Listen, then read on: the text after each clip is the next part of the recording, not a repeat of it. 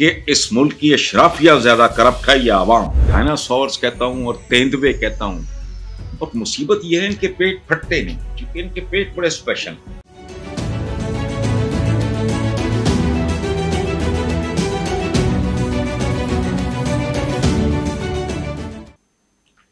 अगली बात हमारा कौमी किरदार है। अशराफिया तो खैर कैप्टन है ना, अवाम भी टीम इसी तरह की है। अब बेनजीर इनकम सपोर्ट प्रोग्राम में माली साल 2023-24 के दौरान 141 अरब रुपए से जायद की माली बेज़ाब्तियों का इंकशाफ हुआ। मुझे बताएं वो किधर गए, किन के पेटों में गए? मैं जो इनको डायनासोर्स कहता हूं और तेंदुए कहता हूं, और मुसीबत यह है इनके पेट फटते नहीं, क्योंकि इनके पेट बड़े स्पेशल हैं। ये जितना अंदर जाता है उतनी इनके जो ना बेदे तो है ही नहीं, ये पता नहीं क्या चीजें हैं, वो फैलते जाते हैं। यानी एक माली साल के दौरान 141 अरब से जायद की माली। आगे चलते हैं। बेनजीर इनकम सपोर्ट प्रोग्राम में माली बेज़ाब्तियों का इंकशाफ ऑडिट रिपोर्ट 2023 और 24 में किया गया। ऑडिट रिपोर्ट में बताया गया कि कई अफराद को शनाख्ती कार्ड के बगैर ही अदायगियां कर दी गई। तालीमी वज़ाइफ का भी गलत इस्तेमाल हुआ।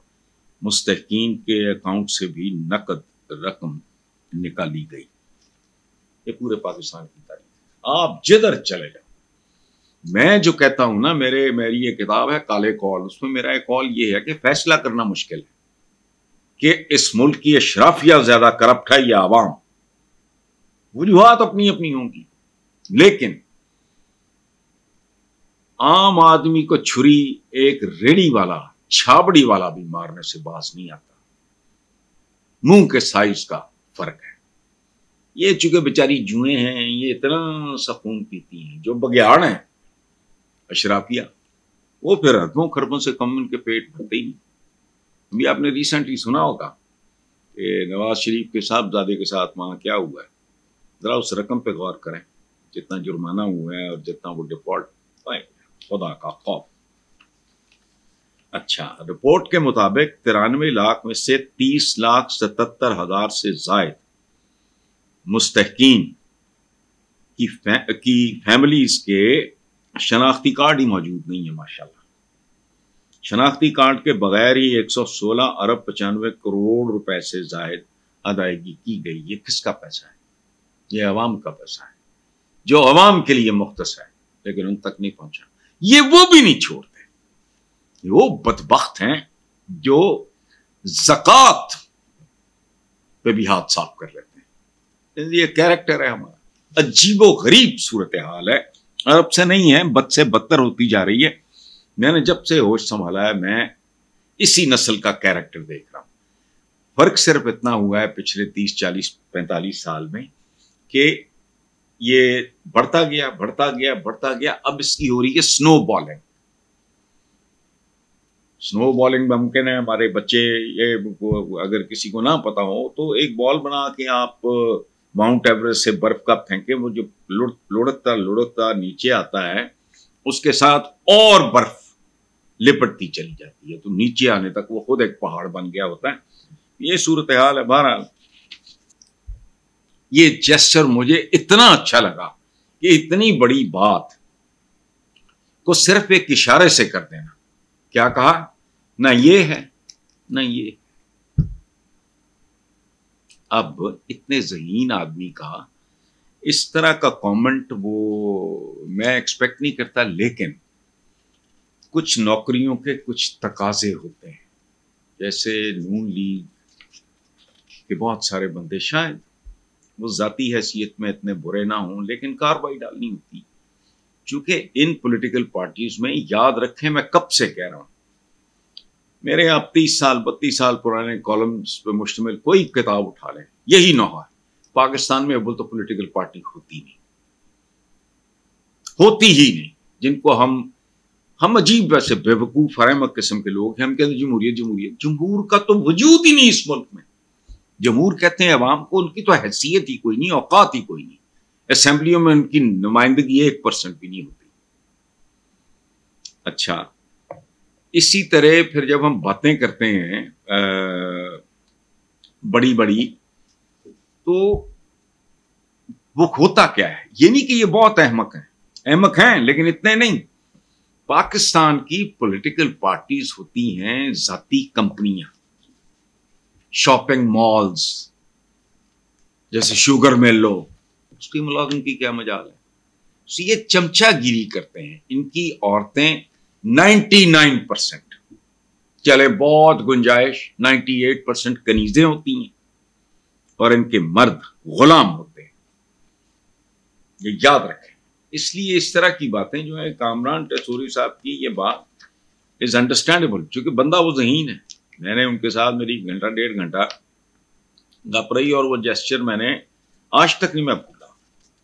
यानी जुमला भी बोलने की जरूरत नहीं कि जी हमारे पल्ले तो ना ये है ना ये, चूंकि ये भी इससे आता है, तो जाहिर है जो हमारे हालात हैं। बहरहाल MQM पाकिस्तान ने कौमी असम्बली में अपोजिशन बेंचों पर बैठने के लिए राब्ता कमेटी का अहम इजलास तलब कर लिया, और ताकि वो फैसला करें कि आज़ाद हैसियत में ये अपोजिशन बेंचेस पर बैठेंगे। साबिक वफाकी वजीर का कहना, हमारी ख्वाहिश थी कि शहबाज शरीफ वजीर आजम बने, लेकिन MQM के साथ जो बात हुई ये वो सारा। अच्छा, इसको सीरियस लेने की जरूरत नहीं है, क्योंकि ये है सौदागरी।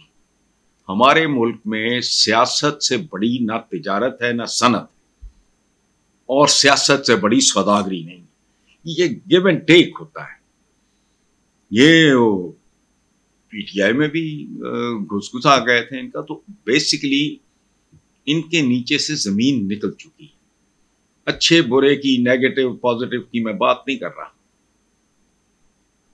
अल्ताफ हुसैन साहब के माइनस होने के बाद MQM वैसे ही एक मकामी सी पार्टी थी, और मखसूस इलाकों तक महदूद एक प्रेशर ग्रुप था, बल्कि यूं कह लें, जो प्रेशर ग्रुप की पोजीशन में भी कायम नहीं रहा। पता नहीं वो बिच्छुओं की कतार से किसी ने पूछा था, भाई आप में सरदार कौन है? उन्होंने कहा जिसकी तुम पे पैर रखो वही सरदार है। तो ये सारे ही सरदार हैं। बुनियादी तौर पे क्या है, सर्वाइवल का खेल है। इक्तदार में बोटी मिल जाए, को पूरी चांप मिल जाए या रान मिल जाए, इस पे झगड़ा होता है सारा, बाकी तो और कोई इशू नहीं है। इसलिए इस पे मैंने क्या कमेंट करना है, इसको सीरियस लेने की जरूरत नहीं है, क्योंकि ये है सौदागरी। हमारे मुल्क में सियासत से बड़ी ना तिजारत है ना सनत, और सियासत से बड़ी सौदागरी नहीं। ये गिव एंड टेक होता है। ये PTI में भी घुस आ गए थे इनका, तो बेसिकली इनके नीचे से जमीन निकल चुकी है। अच्छे बुरे की, नेगेटिव पॉजिटिव की मैं बात नहीं कर रहा। अल्ताफ हुसैन साहब के माइनस होने के बाद MQM वैसे ही एक मकामी सी पार्टी थी, और मखसूस इलाकों तक महदूद एक प्रेशर ग्रुप था, बल्कि यूं कह लें, जो प्रेशर ग्रुप की पोजीशन में भी कायम नहीं रहा। पता नहीं वो बिच्छुओं की कतार से किसी ने पूछा था, भाई आप में सरदार कौन है? उन्होंने कहा जिसकी तुम पे पैर रखो वही सरदार है। तो ये सारे ही सरदार हैं।